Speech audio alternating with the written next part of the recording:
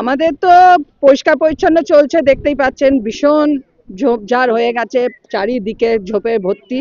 তো পরিষ্কার লোক লাগিয়েছি পরিষ্কার করার জন্য। তারপরে আমি মোটামুটি 4-5 বছর অন্তর অন্তর আমার কুয়োতলাও পরিষ্কার করি।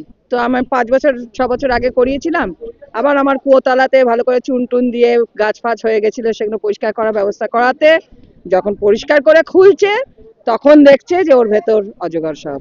তো দেখার পর আমরা ওই অমিত যে ধরে ওকে ডেকে পাঠিয়েছি যাতে যথাস্থানে তাকে ছেড়ে দেওয়ার ব্যবস্থা করা হয়, এখান থেকে তুলে তাকে সসম্মানে তার জায়গায় ফেরত দিয়ে দেওয়া।